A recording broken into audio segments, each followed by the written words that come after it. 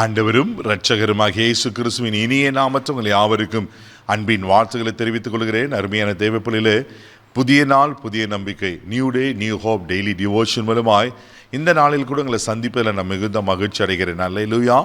இன்றைக்கு கூட கர்த்தர் நமக்கு கொடுக்கிற வார்த்தை என்ன? எரேமியா தீர்க்கதரிசன புஸ்தகம் 33 அதிகாரம் 6வது வசனத்தை கூட வாசிக்க கேட்போம். இதோ நான் அவர்களுக்கு சௌக்கியமும் ஆரோக்கியமும் வரப்பண்ணி அவர்களை குணமாக்கி அவர்களுக்கு பரிபூர்ண சமாதானத்தையும் சத்தியத்தையும் வெளிப்படுத்துவேன். அல்லேலூயா. உங்களுக்கு தான் சொன்னாருங்க தேவப்பிள்ளையே, நம்மளுக்கு சௌக்கியத்தையும் ஆரோக்கியத்தை வரப்பண்ணுகிற கர்த்தர் ஆண்டவர் மாத்திரம் தான். ஒருவேளை என்ன பலவீனத்தோடு இதை நீங்கள் பார்த்து கொண்டிருக்கீங்க தெரியல, ஒருவேளை எப்படிப்பட்ட பலவீனங்கள் வந்துருமோன்னு பயந்து கொண்டிருக்கீங்க தெரியல, சோர்ந்து போகாதீங்க. ஆண்டவர் யார் என்று சொன்னால் அவர் சௌக்கியத்தையும் ஆரோக்கியத்தை வர பண்ணுகிற கர்த்தர். ஆமேன். அது மாத்திரம் இல்லாமல் அவர்களை குணமாக்கி, அது மாத்திரம் இல்லாமல் அவர்களுக்கு பரிபூர்ண சமாதானத்தையும் சத்தியத்தை நான் வெளிப்படுத்துவேன் நான் சொல்லுகிறார். இன்னைக்கு ஆண்டவர்களை குணமாக்க போகிறார். உங்கள் சரீரத்தில் இருக்கிற பலவீனங்கள், உங்கள் சரீரத்தில் இருக்கிற வியாதிகள், உங்கள் மனசில் இருக்கிற வேதனைகள், உங்கள் மனசில் இருக்கிற நோய்கள், உங்கள் மனசில் இருக்கிற யாருக்கும் சொல்லப்பட முடியாத கஷ்டத்தை தேவப்பிள்ளையில அந்த பலவீனத்தையும் ஆண்டவர் மாற்றி உங்களை குணமாக்க உண்மையில் தேவனாக இருக்கிறார். அவர் ஆரோக்கியத்தை தருகிற கர்த்தர். அதனால தான் யாத்திராகம் 15:26 கூட நீங்கள் வாசிக்கும் போது, நானே உன் பரிகாரியாகிய கர்த்தர் என்றார். ஆமென். பாருங்க, நானே உன் பரிகாரிய கர்த்தர், நான் தான் உன்னை விடுதலை ஆக்கிற கர்த்தர், நான் தான் உன்னை சுகமாக்குற கர்த்தர். எப்பேற்பட்ட வியாதியோடு இருக்கிறீங்க தேவப்பிள்ளையில, தேவனால குணமாக்க முடியாத வியாதின்னு ஒன்று இருக்கா? எல்லா வியாதிகளுக்கும் அவர் சிலுவையில் பரிகாரம் செஞ்சுட்டாரு. அவருடைய தழும்புகளால் நாம் குணமாகிறோம் என்று ஆமென் வாசித்தோம் அல்லவா? ஏசாயா 53:5 வாசிக்கிறோம், அவருடைய தழும்புள்ள கரங்களால் குணமாகிறோம் என்று. ஆமேன். அவர் நம்ம தழும்புல கரங்களால் குணமாக்கி இருக்கிறார்.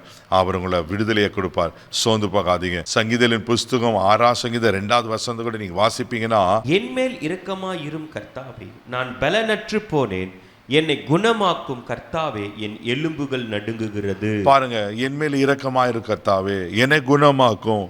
ஆமென். நான் பலனற்று போனேன் ஆண்டவரே. ஆண்டவர் பலப்படுத்தி இருப்பார்ல. தாவீதுக்கு எத்தனையோ கஷ்டமான சூழ்நிலை வந்தது.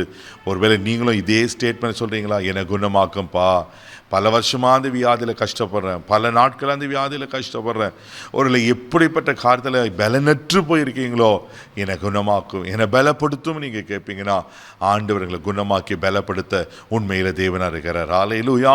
வேதத்தில் ஒரு சம்பவத்தை காண்பிக்க விரும்புகிற மார்க் எழுதின சுவிசேஷம் 5ஆம் அதிகாரம் 25வது வசனத்தை கூட வாசிக்க கேட்போம். அப்பொழுது 12 வருஷமாய் பெரும்பாடு உள்ள ஒரு ஸ்திரீ, பாருங்க, 12 வருஷமாய் பெரும்பாடு உள்ள ஒரு ஸ்திரீ அப்படின்னா உதிரத்தின் ஊரினால கஷ்டப்பட்ட ஒரு ஸ்திரீ. அவள் அநேக வைத்தியர்களை போய் பார்க்குறா, பணத்தை செலவு பண்ணுறா, ஆனால் ஒருத்தர்களையும் அதுக்கு சுகமே கிடைக்கல. அவர் இன்னும் பலவீனமாகி தான் போய்கொண்டே இருக்கிறார். அப்போ தான் ஒரு நாள் இயேசு வருகிறதை அறிந்து, இயேசுவுக்கு முன்பாக போய் எனக்கு இரங்கும் கர்த்தாவே என்று கூட கேட்க தைரியம் இல்லாமல் அவள் என்ன செய்கிறன்னா, அவர் பின்பாக நின்று வஸ்திரத்தின் ஓரத்தை தொடுகிறாள். அல்லேலூயா. அதை மார்க் 5:28 கூட நீங்கள் வாசிக்க பார்க்கலாம். ஜனக்கூட்டத்துக்குள்ளே அவருக்கு பின்னாக வந்து அவருடைய வஸ்திரத்தை தொட்டாள். உடனே அவளுடைய உதிரத்தின் ஊரல் நின்று போயிற்று. அந்த வேதனை நீங்கி ஆரோக்கியம் அடைந்ததை அவள் தன் சரீரத்தில் உணர்ந்தாள். பாருங்க, வஸ்திரத்தை தொட்டா, ஆனா 12 வருஷமாய் கஷ்டப்பட்டிருந்த அந்த வேதனை நீங்கி ஆரோக்கியம் அடைந்ததை உணர்ந்தாளாம். அவள் ஹீல் ஆயிட்டான்.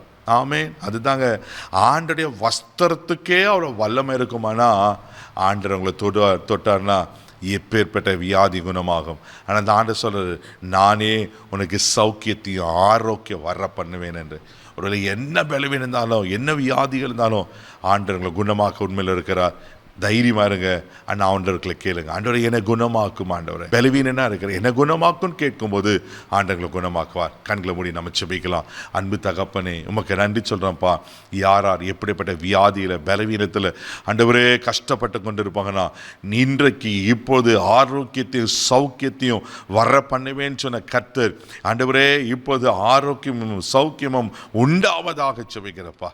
எல்லா வியாதியின் கூறுகள் முறிக்கப்படுவதாக. ஆண்டவரே நீங்கள் சுகமாக்குற கர்த்தர் அப்பா.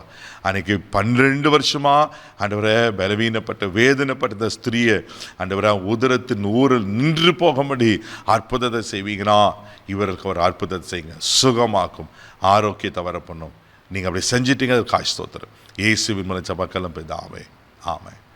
அவர்களை குணமாக்கிட்டார். தைரியமாக போங்க. God plus.